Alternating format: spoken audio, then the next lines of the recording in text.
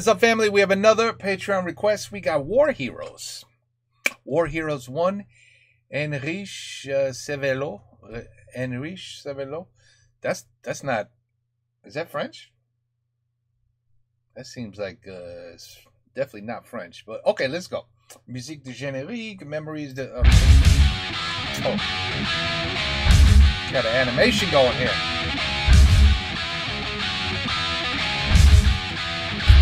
Memories destroy my mind. Memories make me feel alone. Memories will never fade away. But this melody coming straight from hell, it may bring you back to me.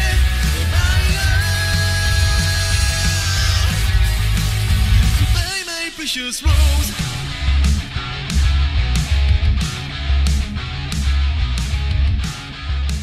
That's a whole series?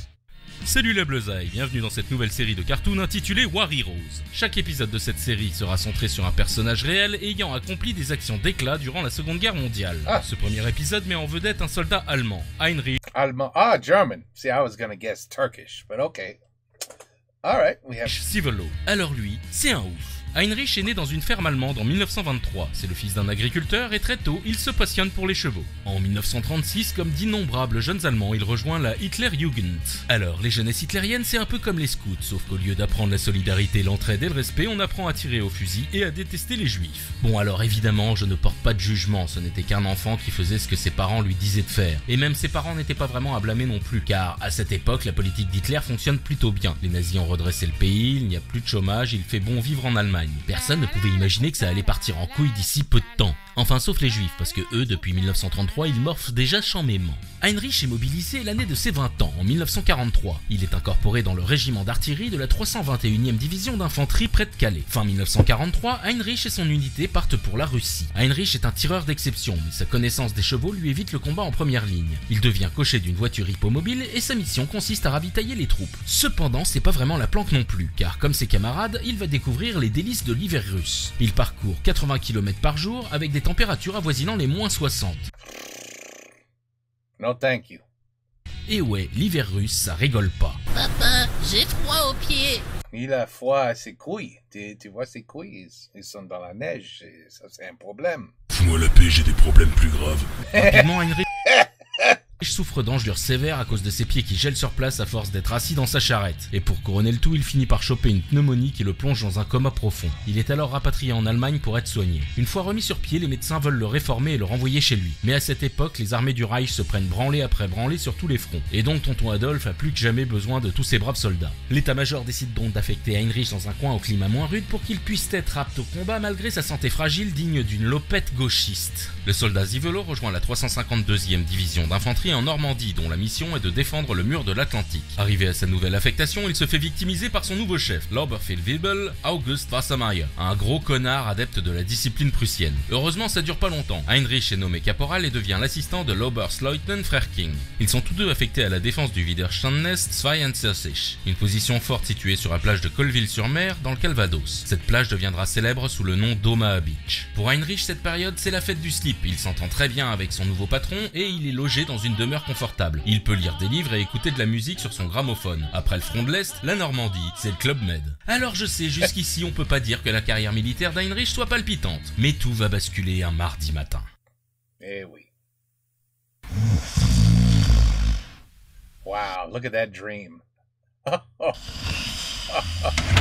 Heinrich, meine doigts, les Américains arrivent. Hein, quoi, à cette heure-ci? Ces fils des putes de Yankee ne respectent vraiment rien. Zivelo et Frerking se mettent en route pour rejoindre la position défensive 62. Frerking va à son poste d'observation afin de coordonner les tirs d'artillerie qui couvrent la plage, tandis qu'Heinrich rallie son poste individuel de combat où l'attend sa mitrailleuse. À 5h du matin, les avions alliés commencent à bombarder les positions allemandes. Ensuite, c'est l'artillerie de la marine qui se déchaîne. C'est un véritable déluge de feu qui s'abat sur le secteur. Cependant, les dégâts sont négligeables et les défenses allemandes sont totalement opérationnelles quand l'assaut débute à 6h du matin. Les péniches de débarquement commencent à chier leur cargaison de GI aux abords de la plage normande dans une ambiance étonnamment calme, car aucun coup de feu n'est tiré des positions allemandes. En effet, le Feldmarschall Rommel, qui commande les forces armées allemandes du secteur pendant la bataille de Normandie, a interdit de tirer sur un ennemi qui débarque tant qu'il a de l'eau au-dessus de la taille. C'est pas un truc de ouf, ça? Eh oui, c'est difficile à croire quand on connaît les atrocités perpétrées par le Troisième Reich, mais contrairement à la propagande véhiculée par Wow, I didn't know that. le cinéma hollywoodien, certains généraux allemands tels Rommel ou Dönitz étaient de véritables gentlemen pratiquant la guerre avec un esprit chevaleresque qui contrastait grandement avec la sauvagerie de la plupart de leurs homologues américains. Cette image va à l'encontre du cliché ancré dans la psyché collective présentant l'officier allemand comme étant forcément un nazi fanatique aussi cruel que détestable.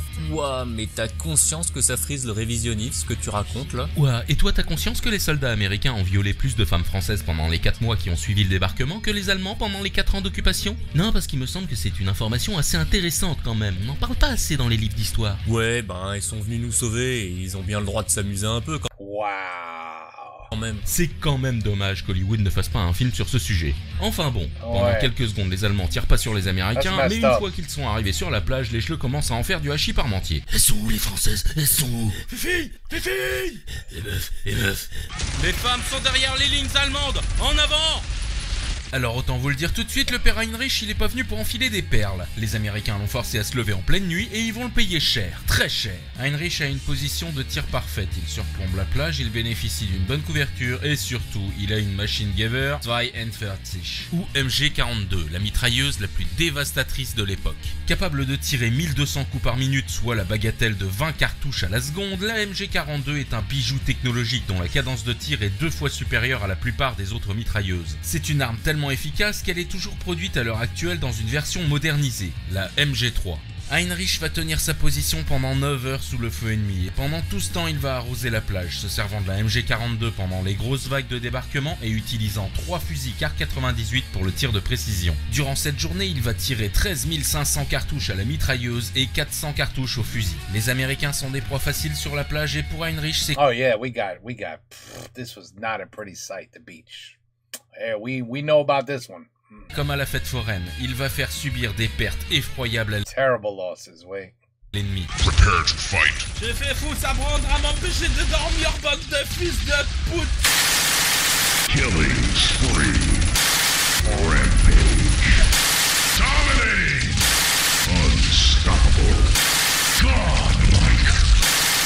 Wicked sick. À l'assaut, bande de lâches. Les Françaises ne vont pas se violer toutes seules. Je prenne ta tête. Si tu veux pas ta tête. Il est 15h, les chars Wow. Sherman sont arrivés sur la plage. À bout de force, à court de munitions, blessé au visage et submergé par les assaillants, Heinrich est obligé de quitter son emplacement. Il rejoint Frère King qui lui ordonne d'évacuer la position. Quand les Américains arrivent dans son poste de tir, la hauteur des étuis vides leur arrive au-dessus des chevilles. On estime qu'Heinrich a tué ou blessé plus de 1000 soldats américains ce jour-là, soit plus d'un quart des pertes alliées à Omaha Beach. Ce qui fait d'Heinrich Zivelo rien de moins que le fantassin le plus meurtrier de l'histoire. Il a amplement mérité son surnom, la bête d'Omaha. Pendant sa fuite, Heinrich est blessé à la hanche droite, mais parvient tout de même à rejoindre les lignes allemandes. Il se fait soigner et on lui confie la garde de 4 prisonniers américains, mais pendant la nuit, il est totalement encerclé et décide de se rendre à ses prisonniers. Il parvient à s'échapper quelques heures plus tard, mais il est repris à l'aube et la guerre se termine pour lui. Il sera envoyé comme prisonnier de guerre aux États-Unis puis en Angleterre. Ensuite, il sera libéré et pourra retourner vivre et travailler dans la ferme familiale en Allemagne. Heinrich ne retouchera plus une arme à feu de sa vie. Pourtant, il ne regrettera jamais ses actes, estimant avoir seulement fait son devoir de soldat. Et perso, je pense qu'il a raison. Il sera tout de même hanté jusqu'à la fin. Look at that. Yeah. Yeah. Oof, Normandy Beach. Yeah, we know about the beach. Yeah. Just seemed like a terrible game plan, to be honest with you. Terrible game plan. We saw a couple movies like this, and woof, it was like, oh my God. Just send them. Go, go, go. It's like, dude, you're sending us into absolute 100% death. Nope. Go, go, go. And they went. And now look at that. That's a terrible sight, man. Ooh, that's a terrible sight. La fin de ses jours par l'horreur de ce 6 juin 1944. Du temps de la Seconde Guerre mondiale, Heinrich Zivelo était un nazi convaincu, et c'est sûrement pour cette raison qu'en 1994, quand il demande à participer à la cérémonie des 50 ans du débarquement, on lui répond poliment d'aller se faire foutre. Heinrich s'éteint en 2006 à l'âge de 82 ans. Ainsi s'achève l'histoire d'Heinrich Zivelo, la bête d'Omaha. Wow.